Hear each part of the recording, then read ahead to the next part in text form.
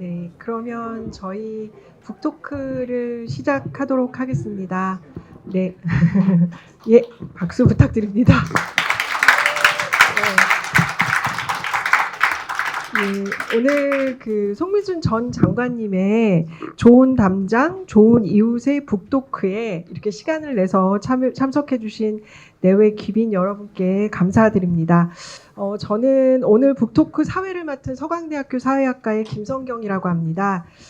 제가 오늘 이렇게 의미 있는 자리 그리고 중요한 자리에 참가할 수 있었던 거는 장관님께서 북한대학원대학교의 총장으로 재직하던 시기에 제가 역시 북한대학원대학교에서 분단체제, 탈분단 문화, 북한사회와 여성 등에 관련된 주제로 연구를 하고 강의를 한 적이 있었습니다. 그때가 2015년 정도 되었던 것 같습니다. 그때 장관님께서 빙하는 움직인다 책을 집필하고 계셨었는데요. 제 기억에는 항상 연구실에서 그 땀을 뻘뻘 흘리시면서 집필을 하고 계셨던 그 모습이 지금도 아주 선합니다.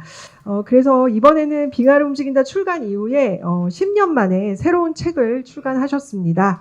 로버트 프로스트가 1차 세계대전 중에 발표한 담장 고치기라는 시에서 등장한 좋은 담장과 좋은 이웃이라는 그 제목으로 한 이 책은 사실 제목 자체는 좀 문학적인 느낌이 있는데요. 그 내용을 아마 읽어보신 분들은 많이 아실 텐데 굉장히 냉철한 현실 판단을 담고 있는 과외 수작이라고도 할 수 있을 것 같습니다.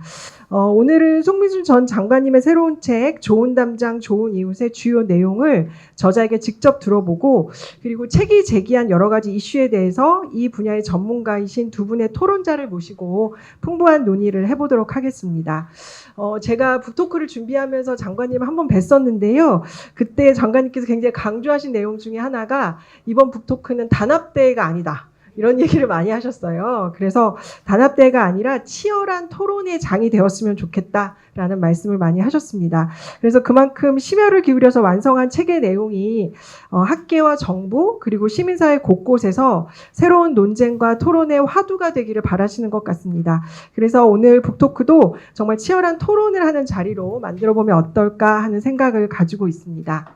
네, 그러면 저자이신 송민순 전 장관님의 짧은 양력을 소개하도록 하겠습니다. 이미 여기 와 계신 분들 모두 다 잘 알고 계실 텐데요. 송민순 전 장관님은 1975년 외교부에 입부한 뒤에 북미 안보 현안을 두루 맡아온 경력 외교관으로서 주 폴란드 대사 그리고 외교부 북미국장, 차관보 등을 역임했습니다. 2005년 육자회담 한국 수석 대표로 9.19 공동성명 채택을 이끌었고 2006년에는 대통령 통일외교 안보정책실장을 거쳐 제34대 외교통상부 장관으로 재직했습니다. 이후 비례대표 국회의원 그리고 북한대학원대학교 총장을 역임하며 한반도 외교 안보 현안에 대한 통찰을 계속 이어오고 계십니다. 자, 그래서 제가 오늘의 주인공이신 좋은 담장 좋은 이웃 안보와 통일 12개의 질문의 저자이신 송민순 전 장관님을 소개하겠습니다.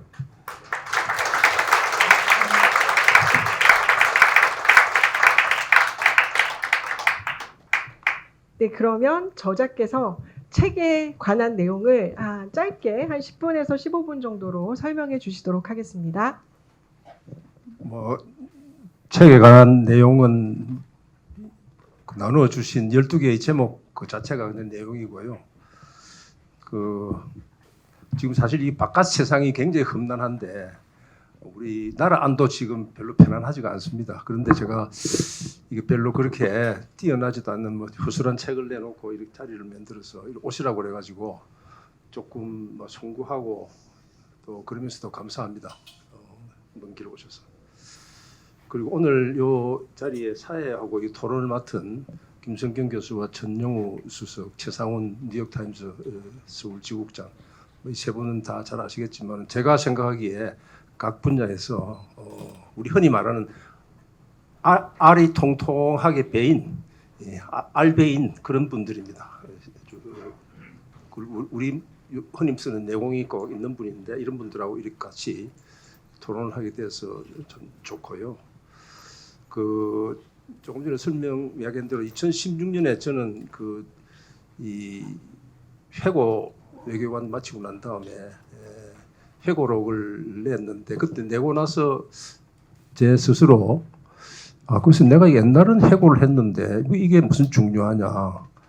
정부에서 이렇게 국록을 먹고 이랬으면은 옛날 한 거 그거 정산하는 뭐 해고라기 일종의 정산 기업에 치면 정산하는 거하고 비슷한 건데 그게 아니고 미래는 어떻게 해야 될 것인가 한번 해야 되지 않겠나 이렇게 생각을 해오고 있었는데 그 뒤에 보니까 이 책 해고록을 내고 난 다음에 2017년에 북한이 핵무기를 완성을 해버리고 그 다음에 2018년, 2019년 지금 들어온 트럼프 대통령과 그 전에 있었던 문재인, 김정은 이렇게 판문점, 싱가포르, 하노이를 왔다 갔다 하면서 하는 이 드라마를 보면서 저는 그걸 하나 드라마로 생각을 하는데 이렇게 보면서 이게 이제 내가 해고록을 썼을 때 그 세상과는 많이 달라졌다. 이런 생각을 하고 있던 차에 2022년 12월에 김대중 대통령 노벨 평화상 수상 22주년 기념 행사에 제가 거기에 기조 연설을 해달라는 부탁을 받았습니다.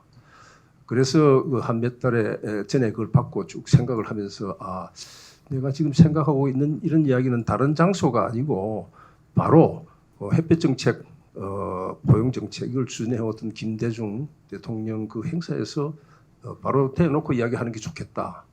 그러면서 거기서 지금 이 책에 있는 내용의 그 스케치는 그 바탕 그림은 그때 이미 완성이 사실 됐습니다.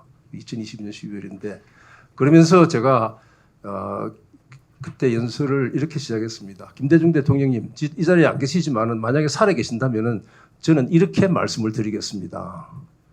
세상이 너무 바뀌었습니다. 지금까지 해오던 정책을 그대로 하기는 참 어렵게 되었습니다.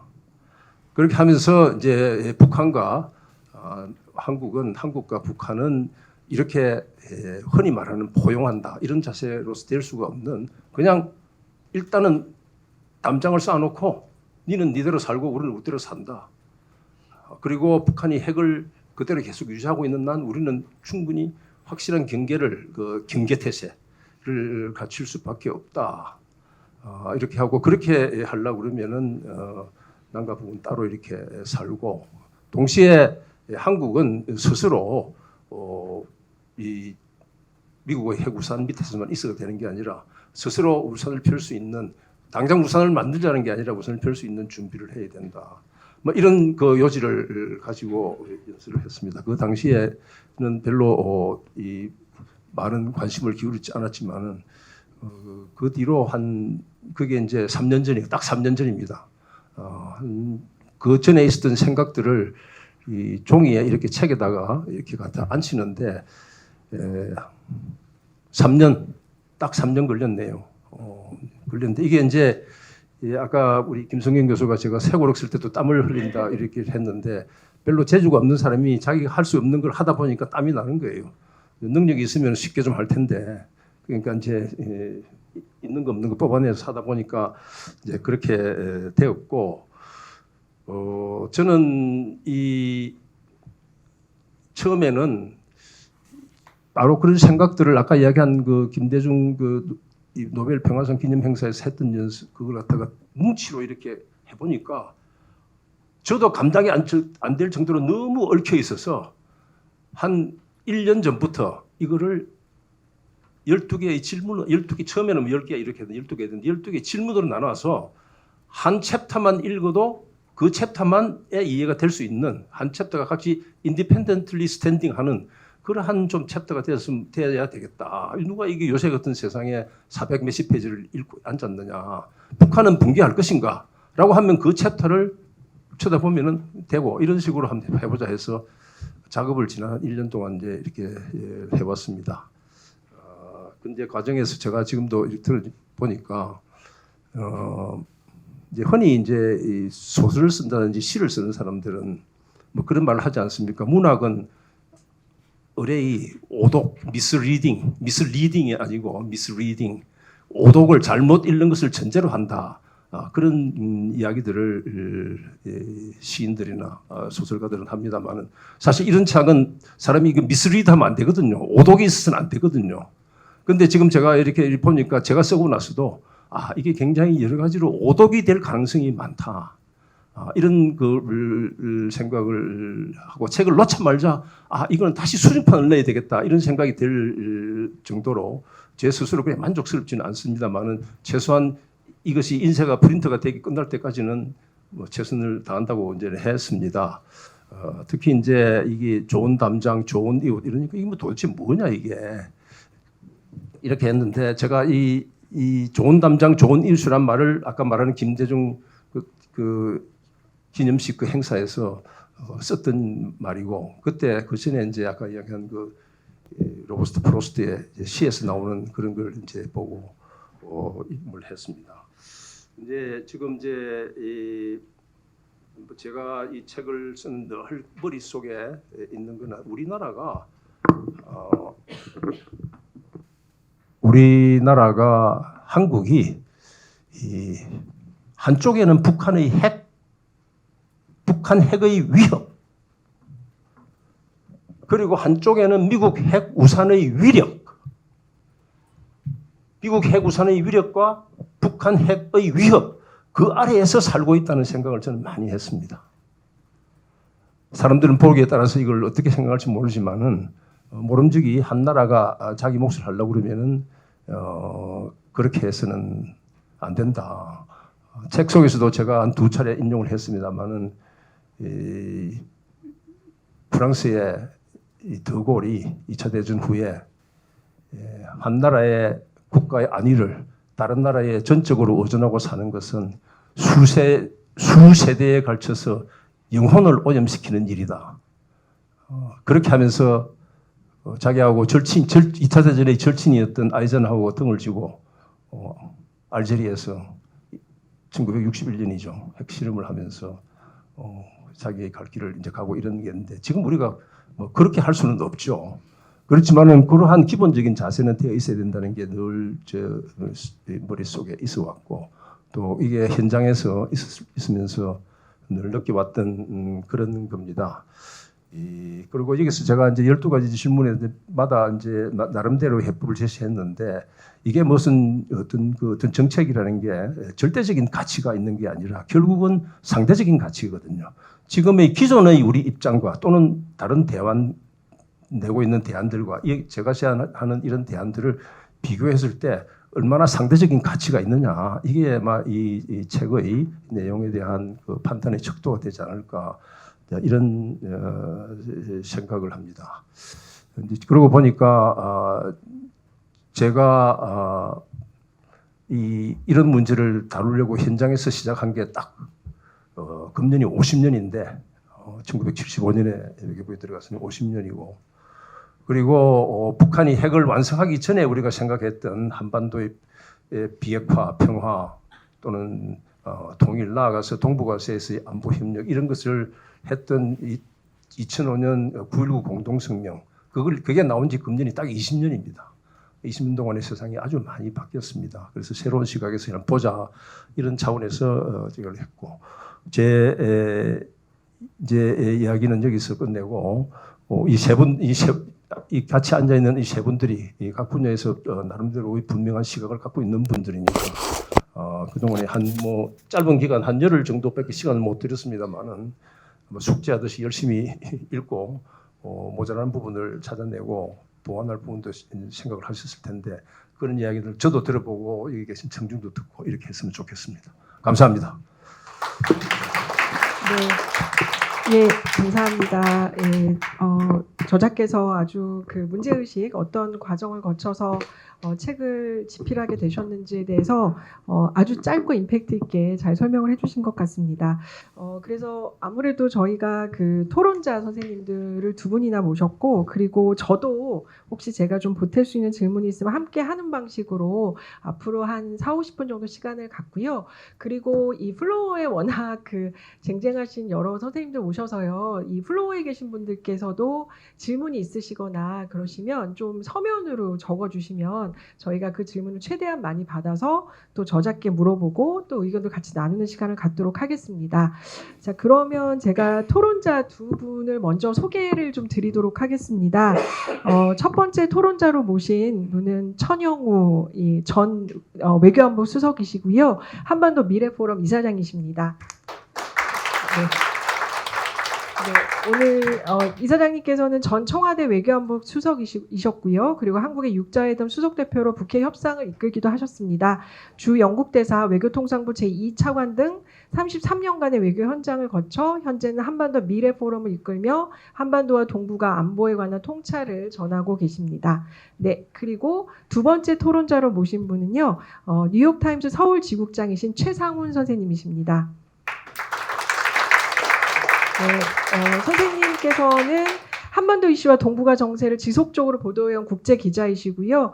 1990년대 초 코리아 헤럴드에서 기자 생활을 시작하셨고 94년도부터 AP통신 서울지국에서 북한 재난, 외환위기 등 굵직한 현장을 취재했습니다. 아까 좀 창피하다고 말씀을 안 해도 된다라고 말씀하시긴 했는데 그 노근희 사건 보도로 2000년 퓰리처상을 공동 수상하기도 하셨고요. 책으로는 퓰리처 보도를 토대로 한 더 브릿지 앳 더 노근희라는 책도 있습니다. 그래서 일단 그 천 수석님께 먼저 이사장님께 먼저 약간 질문과 코멘트 시간을 좀 갖도록 하겠습니다.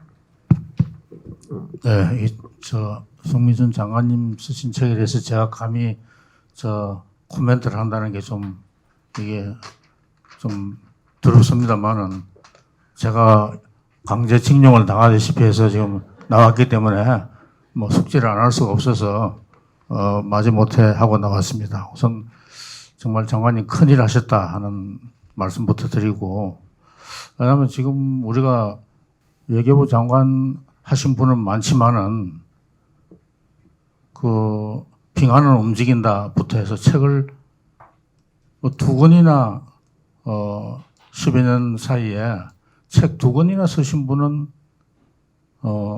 장관님이 처음이신 것 같은데요. 예.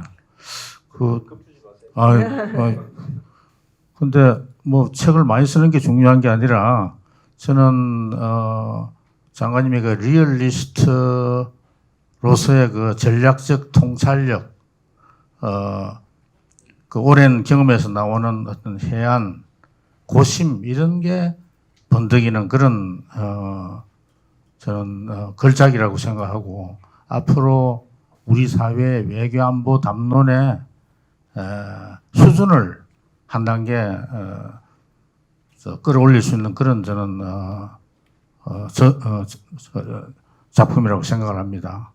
한반도 미래에 대해서 관심이 많은 연구자들은 말할 것도 없고 언론인, 정책 실무를 맡은 당국자들한테도 저는 이게 교과서 같은 그런 역할을 하리라고 생각을 합니다.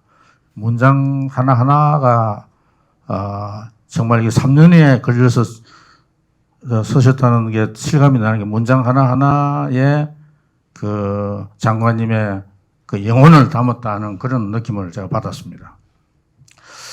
이 책에서 앞으로 한국의 국가 진로 정책 수단을 선택하는 데서 세 가지 제약 요인을 지적하셨는데요. 하나는 아까 말씀하신 대로 안보를 전적으로 미국에 의존하는 거, 그리고 통일을 정책으로 내세우는 거, 그리고 국내 정치의 불안정에 따른 어떤 그 일관성 상실, 이게 뭐 우리 다 가슴에 와닿는 말씀이고 전적으로 공감을 하는데 그 몇 가지 질문 중에 제가 먼저 우선 큰 주제로 통일을 정책으로서 내세우는 거 포기하자. 이게 이제 좀 파격적인 지금 제안이신데 실현할 수단도 없는 이런 허상에 왜 매달려야 하느냐, 뭐 이런 문제의식에서부터 출발하시는 거죠. 그래서 이게 다만 이제 지금 요즘 어느 장관이 이야기하는 북한이 제안한 그 일국 체제로 가자 하고 좀 다른 거는 그 우리 헌법이 규정한 원 코리아 원칙 이거는 지키면서 현실을 인정하고 그냥 그 남북이 뭐 어떤 남북 간의 어떤 콜드 피스 차가운 평화에서 시작해서 그다음에 어떤 군사적 안정 이런 걸 통해서 따뜻한 평화로 가자. 그 이후에 통일의 기회가 오면 기적같이 오면 그때 잡을 수 있는 어떤 큰 문은 열어놓되 그걸 정책으로 내세우는 거는 이제 그만하자. 이게 저희 외교 현장에서 우리가 뭐 정상회담 이 자료 같은 거 만들 때 보면 맨날 중국이든 어디 주변국하고 할 때 이게 비핵화하는데 좀 힘써달라. 통일에다가 통일 정책 관련해서 우리 지지해달라. 이런 거 우리가 상투적으로 많이 써온 사람 입장에서는 참 가슴이 와닿는 이야기입니다. 아무 해봐야 소용도 없는 이야기를 우리가 습관처럼 그 인재국들한테 이걸 청탁하고 그 나라가 해줄 능력도 없고 의지도 없는데 그러나 이거는 우리가 꼭 해야 되는 걸로 늘 해야 된다는 강박관념 하에서 늘 해왔는데 이거 이제 더 이상 하지 말자 하는 점에서 저는 전적으로 공감을 합니다. 그런데 한 가지 제가 장관님 여러 가지 주장에 대해서 공감을 하면서도 하나 조금 제가 좀 추가적으로 설명을 듣고 싶은 이야기는 이게 차가운 평화까지 가는 거는 제가 보기에는 뭐 가능할 것 같은데 이게 차가운 평화로 가면 나중에 이 따뜻한 평화로 이어질까? 따뜻한 평화로 이어지려면 결국 남북 간의 대화, 교류 이런 게 이루어져야 되는데 지금 김정은이 이국 체제로 가자 하는 그 배경을 우리가 좀 유추해 본다면 결국 흡수 통일에 대한 공포심 그리고 한국으로부터 오는 그 문화적 오염 가능성. 한국 문화는 K-팝이라는 게 어떻게 보면 북한으로서는 가장 위험한 바이러스거든요. 이 바이러스를 어떻게 침투하는 걸 막아내느냐. 여기에 지금 정권의 운명을 걸고 있고 제가 보기에는 이게 차가운 평화가 계속된다고 해가지고 한국에 대한 어떤 콤플렉스, 공포심. 제가 이거 아무리 핵을 열 수백 개를 만들어도 나는 이거 안 없어질 것 같은 생각이 들거든요. 그리고 우리가 북한에다가 야, 핵 내놔라. 통일하지 말자 이렇게 이야기하더라도 북한의 이 실존적 공포심 이게 과연 없어질까?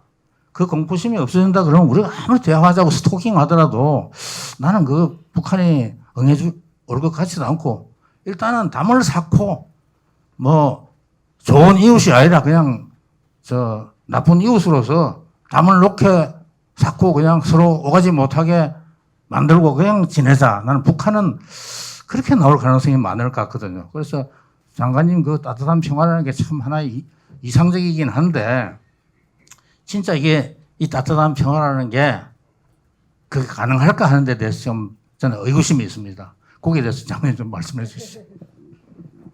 그 의구심은 뭐 제가 해소하기는 어려울 것 같고 내 생각에 이제 이렇게 제가 이제 이렇게 생각한 뭐 기초를 잠깐 말씀을 드리면은 이게 지금 따뜻한 평화라는 거는 우리가 그걸 염두에 두고 있지만은 우리한테 언제 올지 모릅니다. 그죠?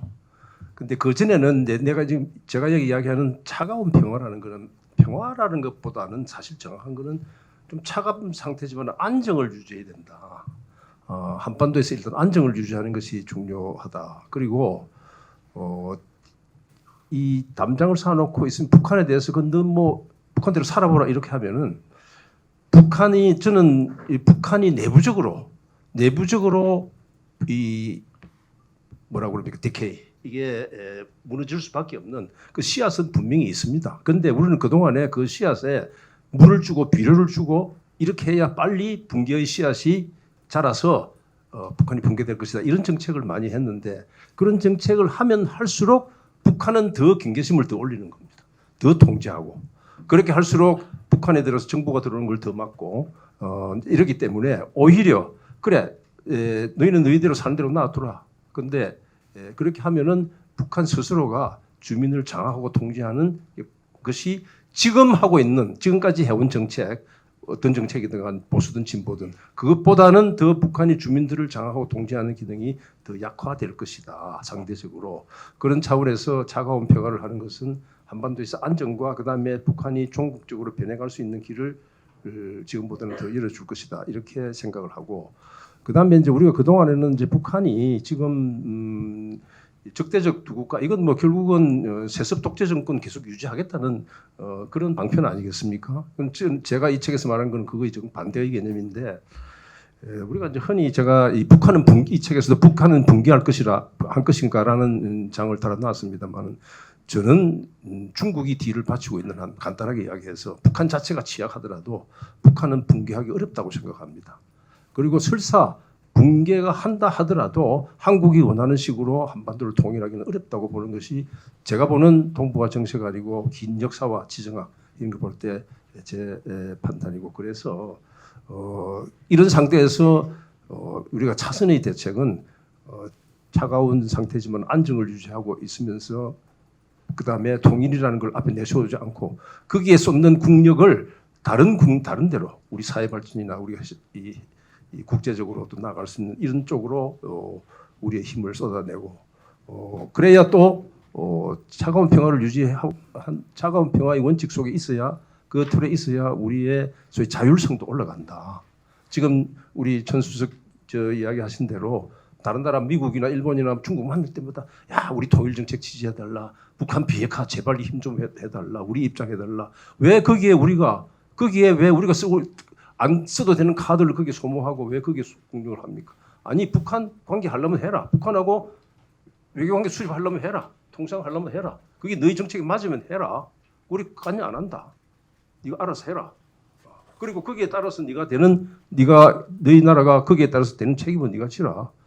이렇게 하는 것이 우리가 더 자율적으로 우리의 길을 찾는 데 도움이 된다. 저는 이런 판단에서 그런 주장을 하게 되었습니다. 네, 보충 질문 한 개만 좀 하나만 이렇게 네. 제가 네. 우리가 통일을 정책으로서 추진하는 걸 포기한다 그러면 말이죠. 저 간단한 질문인데 그럼 우리가 통일부 그리고 평통자문회의 이런 건 없애는 게 맞습니까? 저는 어떻게 합니까? 그 책에서도 제안했습니다. 총리실이나 대통령실에 한반도 위원회를 만듭니다.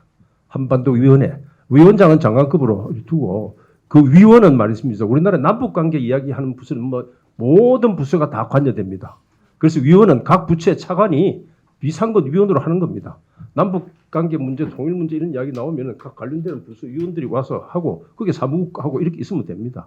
통일부라는 거를 그런 허상을 갖다 놓고 하는 거는 그거는 나는 우리가 얻는 것보다 잃는 게 너무 많다. 물론 지금 통일부 장관이 좋아할지 안 할지는 모르겠습니다만 그 통일부 요새 위원장 좋아하니까 한반도 위원장 이렇게 하면 된다라고 하고 통일은 앞에 내세우지 말자 이 생각입니다.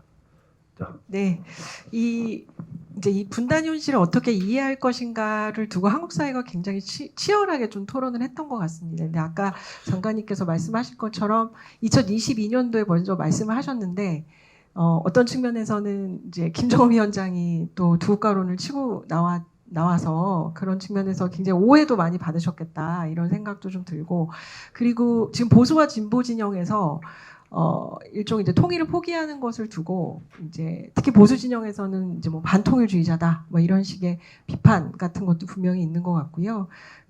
그런 부분에 있어서 사실 이게 정치적으로도 굉장히 양극화되는 문제들도 있을 것 같고요. 그래서 이 부분에 대해서 조금 더 보완해 주실 말씀 있으시면. 통일을 포기한다고 그러는데 제 책에는 통일을 포기한다는 말을 하지를 않습니다. 통일은 선반 위에 올려놓는 겁니다. 그 통일을 지금 앞에 내놓으면은 통일부터 더 멀어진다. 그 통일로부터 더 멀어지고 지금까지 벌써 남북관계 하던 거요. 전부 뭐 잘 되는 것 같다가 뒷걸음치고 이래서 전부 보면 온 남북관계 남북관계를 이룬 모든 군데군데의 상처투성이고 든난 상처의 투성입니다. 통일을 올려놓는 걸 해야 되고 그다음에 우리가 이제 통일이라는 건 민족의 뭐 이상 이념 이렇게 감성적으로 이야기를 하는데 저는 이걸 보면서 제가 통일을 하기 위한 4대 역량 이 통일을 위해서는 뭐가 필요하냐면 제 나름대로 분석한 4대 역량인데 이거는 우리 우선 내부적으로 통일 구심력이 있어야 되고 우리 내부 통일에 대한 이 합의, 그다음 남북 간에 화합하는 한반도 내부의 구심력이 있어야 되고 통일이 됐을 때 우리가 이걸 수용할 수 있는 그런 이 사회 경제적 역량이 있어야 되고 그다음에 주변국들이 이걸 수용할 수 있는 대외적인 역량이 4개의 역량을 이제 나눠서 나름대로 설명을 했습니다만은 그 어느 하나도 그 역량에 가까이 간 거는 없어요. 뭐 경제적으로 남북이 이 사회 경제적 측면에서 보면 경제적으로 그동안에 한국의 경제가 컸지만은 사회적으로는 북한의 통일을 수용할 수 있는 사회적 역량이 우리 김 교수도 사회하시면 사회적 역량이 커졌습니까? 작아졌습니까? 저는 작아졌다고 봅니다. 그런 허상을 두고 통일이라고 가는 거는요. 제가 이런 공개적인 자료에서 쓸 수 없는 말이라서 생략을 하겠습니다만은 예, 이거는 XX입니다. 이거는 XX입니다. 나중에 누가 기사적으로는 하겠습니다만은 시엇 기억 이게 되는데 특히 말씀이죠. 이 생각을 하면서 이제 제가 가끔 책에 이렇게 보면은 유명한 사람들이 한 말들이 제 생각하고 딱 맞아 떨어지는 게 있으면 머릿속에 임프린트가 돼서 되는데 그 부분에 대해서 쓰는 말은 도달할 수단이 없는 목표는 허상이다. 그곳에 도달할 수단이 없는 목표는 허상이다. 존 F 케네디가 어디 연설에서 했던 말이 머릿속에 이제 남아서 그러는데 통일에 도달할 수단이 없으면서 걸어놓고 거기에 막 매달리는 거는 이 나라가 지금 얼마나 우리가 더 현재 있는 상태를 유지하기도 힘들고 크기는 더 힘들고 이런 상황인데 거기에 매달려서 국력을 소모하느냐 그런 생각이 듭니다. 예. 네. 그러면은 지금 그 책의 주요 구조 중에 하나가 이제 분단 현실에 대해서 말씀하시면서 이 통일에 대한 얘기나 북한의 붕괴론 같은 걸 다루고 계시고 그 이후에는 이제 힘의 균형의 이야기를 하시면서 핵에 대한 이야기를 좀 하고 계신데요. 오늘 최 국장님께서 좀 그 부분에 대해서 토론이나 질문으로 좀 연결을 해보시면 어떨까요? 네. 우선 이런 자리에 초대해서 영광입니다. 예. 저는 전문가도 아닌데 더 좋은 분을 구하기가 한국 언론에서 너무 많다 보니까 어려워서 저를 선택한 거 아닌가 하는 생각이 드는데 하여튼 더 좋은 분을 구할 수가 없었어요. 그보다 최 국장보다 더 좋은 분을 구할 수가 없어요. 하여튼 감사합니다. 그 책을 읽으면서 느낀 거는 정말 많은 콩을 들었구나. 그래서 이렇게 한 페이지 한 페이지를 그냥 독립시켜서 신문 칼럼을 이렇게 연재하더라도 하나하나가 다 좋은 칼럼이 되지 않느냐 이런 느낌을 가지면서 아주 농축된 이야기가 많이 들어가 있는 책이라고 생각했습니다. 저는 항상 미국이나 이런 나라는 보면 공직자들이 이렇게 많은 세월이 공직생활을 하고 난 뒤에 일종의 애프터 서비스 비슷하게 국록을 먹었으니까 자기 경험을 이렇게 담아서 회고록 비슷하게 책을 남겨서 다른 분들에게 도움이 되게 후배들에게 도움이 되는 그게 있습니다. 한국은 그럼 여기 우천 수석도 하셨지만은 그런 분이 꽤 있지만은 다른 나라에 비해서 좀 적지 않냐는 생각이 들었었는데 이번에 장관님 책도 나오고 하니까 예, 참 귀감이 되는 일이 아닌가라는 생각이 들고 특히 저같이 기자들에게는 아주 공부하기 좋은 텍스트가 하나 나왔다는 생각이 들었습니다. 예. 우선 교수님이 말씀하신 것처럼 핵 문제 관련해서 저도 이 책을 읽으면서 여러 가지 느끼는 점이 많았었는데 그 중에 하나가 이 부분이었는데요. 언젠가 장관님이 저보고 좀 도발적인 질문을 좀 하라고 오면 말씀을 해서 이런 질문을 던지고 싶은데 장관님 같은 경우는 이렇게 대한민국 외교관 공직자 중에서 비핵화를 위해서 노력한 우리 천수성도 마찬가지지만 대표적인 인물인데 이 책을 보면 이제는 그 핵 잠재력 확보라는 그런 화두도 던지는 이런 상황에 왔거든요. 예. 그러면 저는 드는 질문이 왜 이렇게 되었을까? 어느 책에 보면 그게 파키스탄을 이야기한 것 같는데 핵무장을 한 나라는 보면 풀만 뜯어먹을 각오를 하고 핵무장을 한다는 그런 예를 들었는데 북한이 전형적인 그런 케이스라는 생각이 들거든요. 그러면 그런 나라를 상대로 비핵화를 노력한 게 물론 과거를 돌이켜 보면서 뭐 하는 게 부질없는 짓일 수도 있겠지만은 과연 정확한 판단이었을까? 최고 지도자가 과연 그때 최고 지도자들이 우리 장관님이나 천수성 천처럼 훌륭한 그런 외교 인재들을 지금 이야기 나오는 핵 잠재력이라든지 다른 옵션에 좀 활용을 했으면 상황이 좀 변할 수 있었을까? 그래서 제 질문은 과거 대한민국 최고 지도자분들이 북한을 문제를 다루는데 어떤 부분이 미흡했거나 잘못 판단을 했기 때문에 이 상황이 됐는지 생각하시는 게 있는지요? 제가 이런 질문을 드리는 거는 물론 뭐 과거 이야기 뭐 잘잘못을 따지는 거는 좀 그럴 수도 있겠지만은 이런 문제를 던지는 게 지금 한국이 지금 지도자 앞으로 미래 지도자가 이 문제를 어떻게 다룰까를 이렇게 좀 추측해 볼 수 있는 이런 과거의 회고에 바탕을 해서 그런 점에서는 기자로서 좀 관심이 있습니다. 예. 감사합니다. 저나 제 옆에 있는 우리 전용호 수석이 비핵화를 전선에서 협상 대표를 하면서 최전선에서 일했던 사람들인데 특히 이제 제가 지금 이 책을 내니까 어떤 분들은 그 핵 무장하자는 소리냐 지금 이야기한 대로 파키스탄 이야기 뭐 있습니다만은 풀을 뜯어먹어도 우리는 핵을 가져야 되겠다는 그 알리 부토 이야기죠. 뭐 이런 식으로 길로 갈 거냐 뭐 이런 약간의 그 의문들 하고 또 하나는 과거 우리 대북 정책, 핵 정책이 뭐가 잘못됐기에 이렇게 가지고 왔냐 두 가지 질문인 것 같습니다. 첫째, 저는 우리가 지금 핵 무장을 하자. 제가 이 핵 잠재력 이야기하면은 어떤 사람들은 대부분의 그럼 핵 무장 하자는 소리냐? 그럼 당신도 김정은이나 김정일이처럼 그렇게 국제사회에서 불량화처럼 되려고 하는 거냐? 이렇게 그냥 뛰어가는데 그러면은 독일이나 일본이나 또 지금 그 남미에 가면 브라질이나 아르헨티나나 그 이런 나라들이 핵국가입니까? 네, 아니거든요. 그 사람들은 핵국가가 아니면서도 자기들이 최악의 상태에 갔을 때는 핵으로 갈 수 있는 태세를 가질 수밖에 없다. 이게 국가를 경영하는 사람의 기본 책무라고 생각을 합니다. 그래서 지금 이제 흔히 여기서 이제 나오는 중요한 문제가 핵 잠재력이라는 게 도대체가 뭐냐? 핵 잠재력이라는 게. 핵 잠재력은 저는 간단하게 해서 독일이나 일본이 정도 취하고 있는 그 수준을 저는 잠재적 핵국가라고 이렇게 생각을 합니다. 근데 이게 이제 우리가 지금 중요한 거는 그 미리 뭐 잠재적 핵 무기를 갖겠다 이런 것보다도 그 처음 시작의 길은 한국이 이 핵 연료 주기 특히 이 우라늄 농축 능력을 확보해야 된다.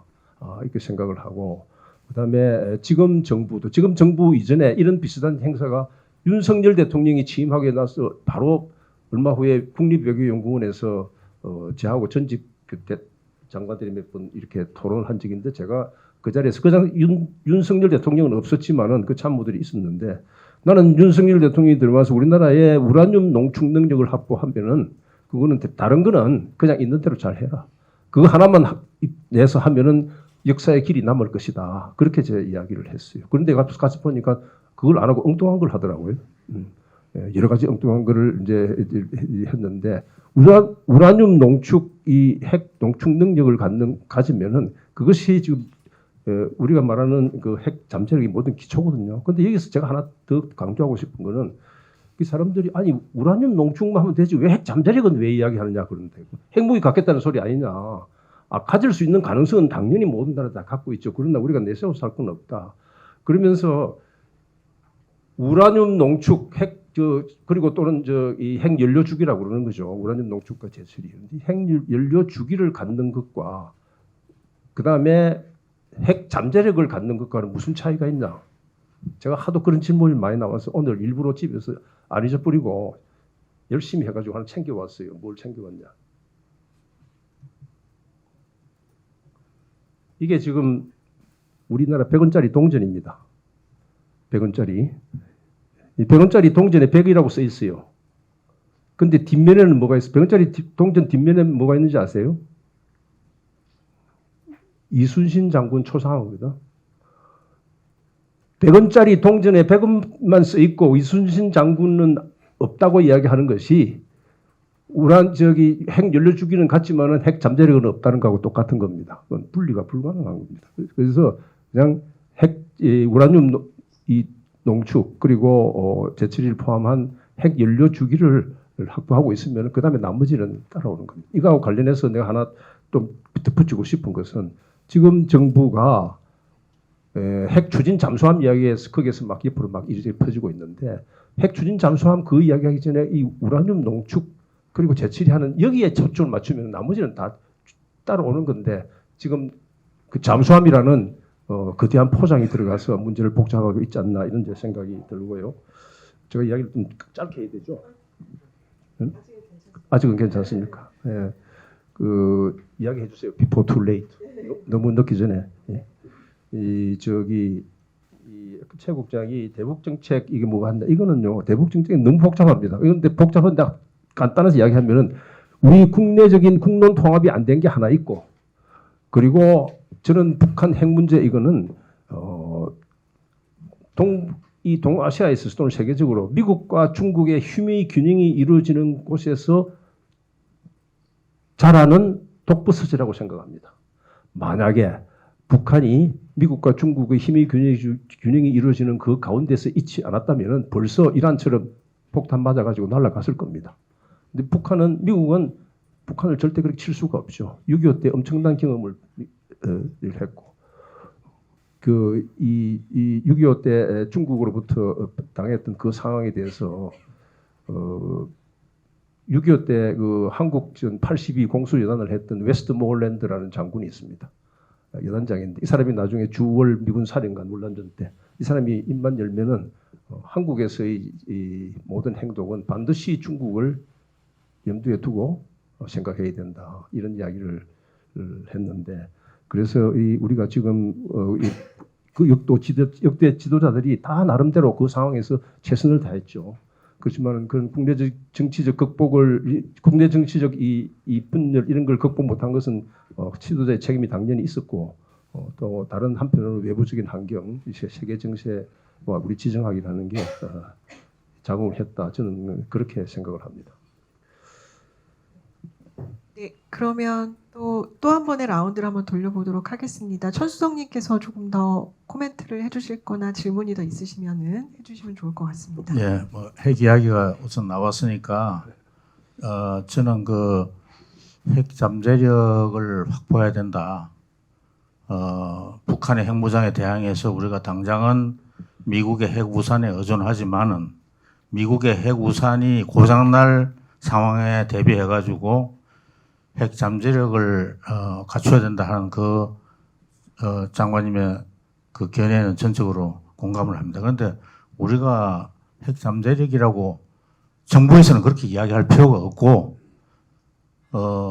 농축이나 재처리 시설을 가지고 있으면 우리는 물론 당연히 평화적 목적으로 또 에너지 안보 차원에서 농축 뭐 재처리는 다른 문제지만 농축은 반드시 필요합니다. 농축 시설을 가지고 있으면 기술적으로 그냥 저절로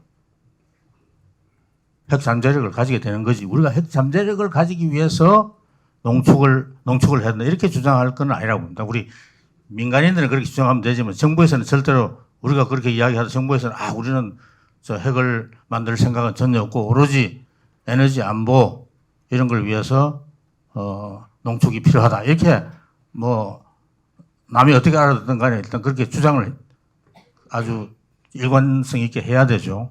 그런데 저는 우리 한미 원자력 협력 협정을 개정해야 이 농축이 가능한 줄 착각하는 사람이 많습니다.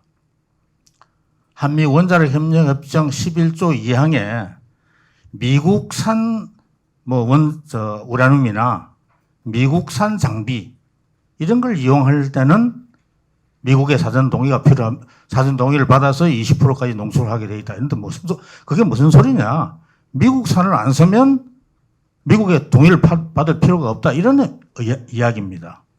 그러니까 사실은 근데 제7위는 반드시 미국 동의를 받아야 된다. 왜냐하면 미국 기술로 지은 원자로에서 이걸 태웠든지 뭐 하여튼 뭔가 하나 걸리게 되어 있습니다. 그러니까 뭐든지 하나 미국 기술이나 장비하고 뭐 걸리게 되면 그 미국 동의를 받아야 되기 때문에 제7위는 이거는 미국이 허가 안 해주면 할 수가 없고 또 하나는 뭐냐면 제7위는 해가지고 제7위는 하려고 그래도 미국이 그거 하라고 우리한테 그냥 뭐 격려를 하더라도 우리가 할 수 없는 이유가 국내 정치 사정 때문에 못 합니다.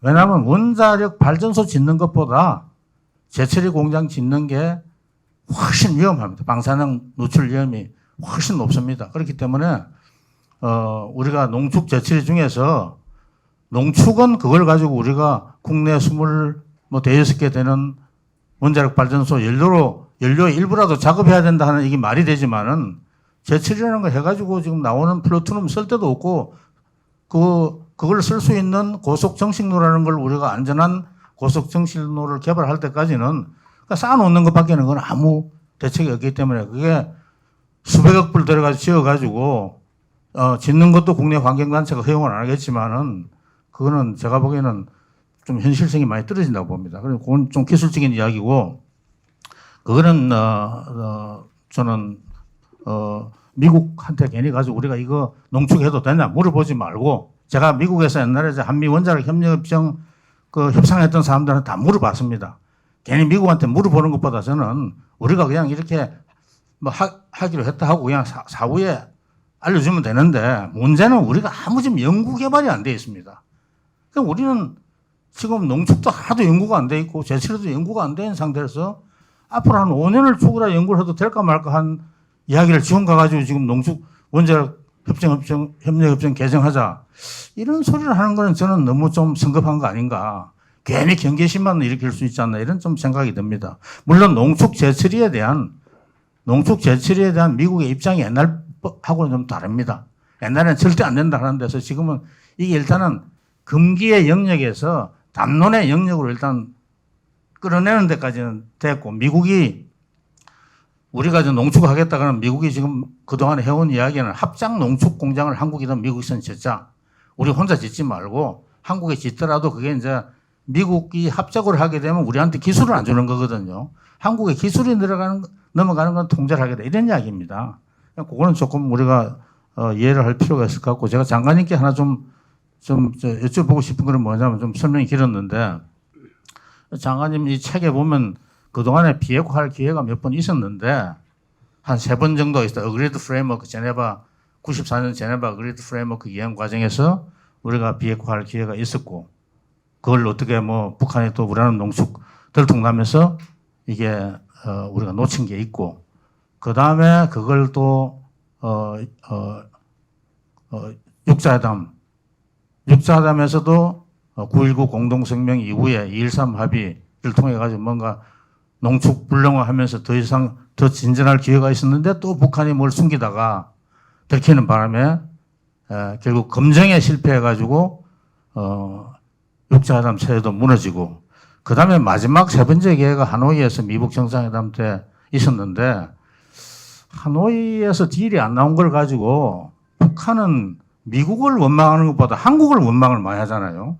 돌아와가지고 북한이 뭐 우리 대통령을 해서 무슨 이상한 짐승까지 덜먹이고 뭐 삶은 소대가리니 무슨 특등 머저리니 하는 이런 좀 입에 담을 수 없는 이야기를 하고 했는데 왜 우리는 미국하고 협상했는데 왜 그 실패의 책임을 우리한테 떠넘기냐. 그게 참 좀 궁금하거든요. 저는 아마 제가 의심은 그동안에 그 대통령 주변에서 쭉 있는 사람들이 공개적으로 하는 이야기를 가지고 지금 추측해 보건데 우리가 북한의 영변만 가져가면 영변 핵시설만 가서 폐기하겠다 그러면 미국이 아마 뭐 어떻게 딜이 될 거다 하고 북한을 김정은은 가서 딜을 하고 싶었는데 우리가 야 이것만 가지고 하면 미국이 섭섭하게 하지 않을 거다 하고 그냥 뭔가 어시어런스를 준 걸 그걸 믿고 갔다가 그냥 완전히 자기는 허탕치고 왔다 이렇게 생각하는 거 아닌가 싶은 생각이 들거든요. 그 제가 만약에 북한에다가 어드바이스를 한다 그러면 김정은한테 우리 대한민국 그 당시에 누가 우리 안보실장이나 누가 어드바이스를 북한에다 한다 그러면 야 영변만 내놓을 것 같으면 그거는 그럼 영변 밖에서 계속 핵을 만들겠다는 이야기인데 미국이 요구하는 쪽에 핵 폐기는 안 하더라도 더 이상 핵무기를 안 만들겠다는 정도의 스몰 딜은 가지고 가야 되지. 그러니까 영변 밖에서 계속 핵을 만든다는 이야기는 핵은 계속 증강하는데 증강 속도를 조금 줄이겠다는 이야기인데 이거 가지고 딜이 되겠느냐? 차라리 이것만 가지고 나갈 것 같으면 나가지 마라. 한번 나가서 실패하면 다시 정상회담 프로세스를 살릴 수가 없으니까 당신들이 최소한 영변 밖에 있는 농축시설, 핵시설 다 신고하고 그거 포기할 더 이상 이 핵물질 증강하는 거 이걸 중단할 생각이 없으면 차라리 하노이 가지 마라. 저는 이렇게 어드바이스 했을 것 같은데 장관님은 어떻게 그 어드바이스 하실 것 같습니까? 이게 지금 저기 우리 천수석하고 내하고 뭐 이게 같은 생각이라서 별로 뭐 이게 약간 뭐 조금 빗나가야 뭐 이야기가 될 텐데 좀 빗나가는 게 없어서 좀 시간을 그냥 제가 이야기할 수 있는 건 부연 설명이라고 생각을 하면 천수석의 생각에 그 우선 그때 상황을 보면 저는요 2017년 말을 북한 핵 문제에 대해서는 이 소위 에덴의 동산에서 금단의 열매를 먹기 전과 먹고 난 후의 세상이 다르듯이 달라졌다고 생각을 하고 2018년 4월에 판문점에 김정은이 나타났을 때 제가 지금 기억이 납니다. 어떤 신문에 글을 쓸 때 김정은에게서는 핵을 가진 자의 여유가 풍겼다 이렇게 됐었습니다. 핵을 가진 자의 여유가 풍겼다 판문점에서. 그래서 그 뒤로 이루어지는 판문점, 싱가포르, 하노이 이 과정에서 한국 정부가 저는 이 당시에 그 상황 여러 가지 지적을 실제 당사자한테도 질문도 하고 그랬습니다만은 당신은 한반도 비핵화라는 게 뭐라고 생각합니까? 북한이 핵 포기하겠다는 거 아닙니까? 이렇게 답을 했어요. 이거는 진실의 반만 이야기하는 거거든요. 철학자들이 하는 소리죠. 무슨 이야기가 있습니까? 진실의 절반은 거짓보다도 못하다. Half of truth is worse than the lie. 아니 한반도 비핵화는 북한이 핵을 포기하겠다는 거다. 여기서 그 좀 너무 길게 얘기하면 어렵겠지만 아는 분들 거기 동의합니까? 한반도 비핵화라는 거는 북한이 갖고 있는 해구산과 남한이 앱덮고 있는 해구산을 다 포기하라는 겁니다. 다 없애라는 거. 남한의 해구산을 없앤다는 것은 미군의 철수를 이야기하는 겁니다. 미군이 자기 군대를 두면서 해구산이 없을 수 없어요. 이런 큰 개념에 대해서 이야기를 하지 않고 북한이 뭐 김정은이가 뭐 핵 포기하겠다고 그러더라. 이렇게 미국한테 설명을 하면은 그건 기본이 틀려진 거죠. 그래서 그런 상황을 배경을 두고 우선 북한이 그 당시 영변 이야기고 뭐고 간에 우선은 북한은 저는 그렇게 판단을 합니다.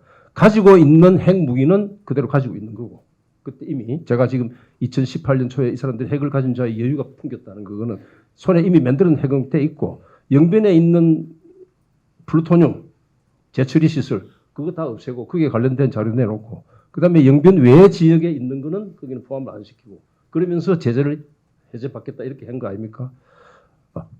그거 갖고 협상이 되기는 어렵죠. 그렇지만 저는 그 당시에 그렇게 생각을 했습니다. 그러면은 북한이 일부만 내놓으면은 제재도 일부만 해제하고 그다음에 영변 시설을 다 공개시키고 이러면은 과거 핵에 나오니까 거기에 대해서도 주변 정보도 같이 나오기 때문에 그건 1단계 협상을 하고 그다음에 2단계 협상은 영변 외 지역을 함으로 해서 협상을 이어가는 방안을 한번 생각해 볼 수 있을 것이다. 저는 그렇게 제안을 했는데 물론 중간에 안 됐습니다만은 그래서 저는 이 한반 그 당시 이런 이야기 있었어요. 이 판문점 싱가포르 하노이로 이어지는 과정에서 한국이 자꾸 중매를 한다고 그랬어요. 중매. 그죠? 이 미국과 북한 사이에 지금도 그런 생각이 많습니다. 이거 보면 중매를 한다고 그러는데 아니 그래서 제가 그랬어요. 아니 세상에 지 결혼을 지가 중매하나? 북한 핵 문제는 제가 이 책에서 누누이 이야기를 하고 있지만은 우리 문제의 핵심입니다. 북한 문제는. 근데 자기 문제를 자기가 왜 중매합니까? 내가 당사자인데 당사자가 당사자를 중매한다는 게 말이 됩니까? 그거는 다른 사람이 중매를 해야지. 그래서 중매한다고 해가지고 하다가 엉뚱하게 중매를 한다가 안 되니까 결과가 어떻게 됐습니까? 중매에 관한 한. 중매 잘하면은 술이 스말이고 잘못하면은 어떻게 되죠? 밤 새더라고요. 그 삶은 소대가리가 그 이야기 아니겠습니까? 그걸로 끝내겠습니다.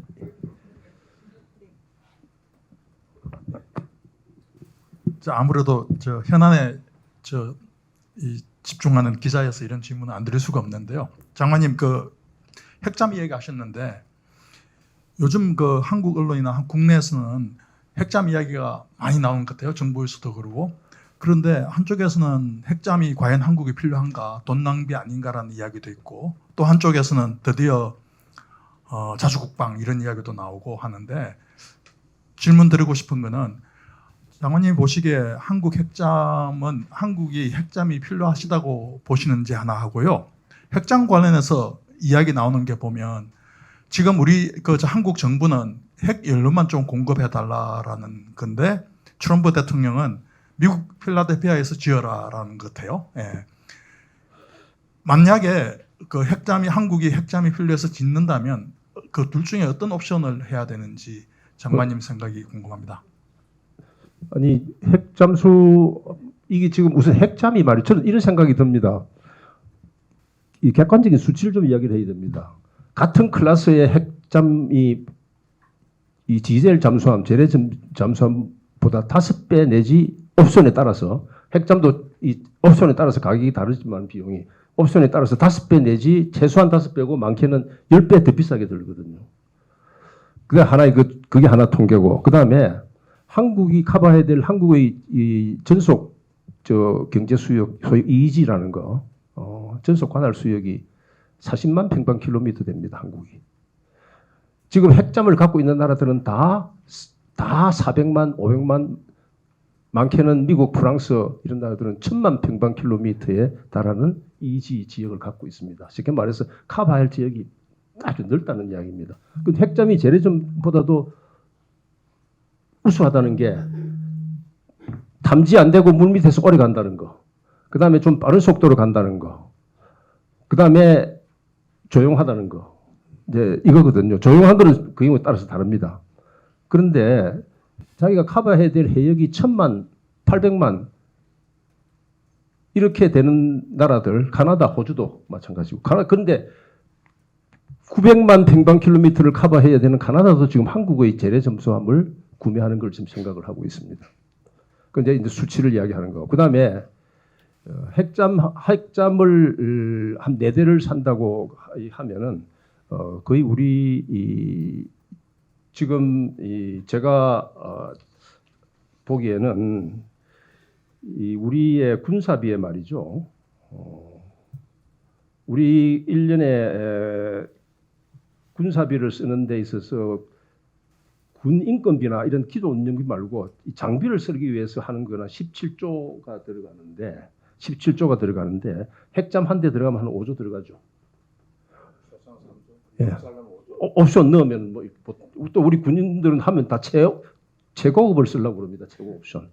그럼 옵션 넣으면은 3조에서 5조 사이 되는데 그러면은 핵잠 내대면은요. 1년에 우리 모든 육해 공군 모든 물론 1년 단위입니다만 쓸 수 있는 모든 장비 개선비를 한목에 다 집어넣습니다.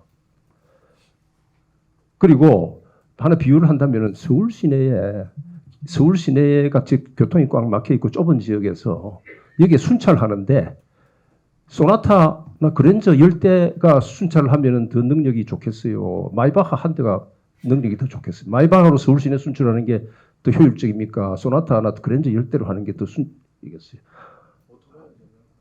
그렇지. 오토바이가 더 나올 수도 있죠. 물론.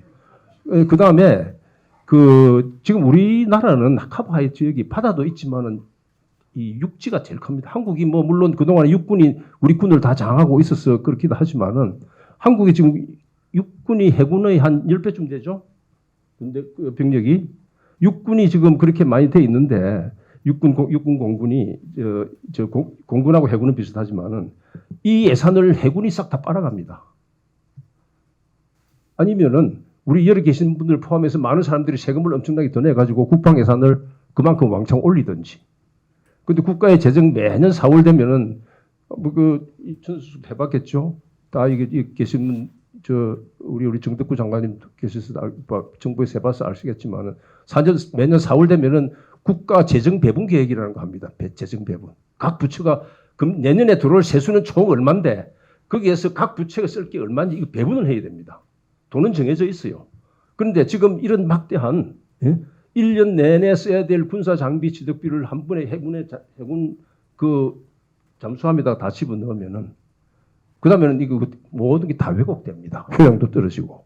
그리고 서울 시내에 많이 박아가지고 이제 순찰 다니는 이런 셈이 되는데 문제는 그까지 다 좋다고 해요.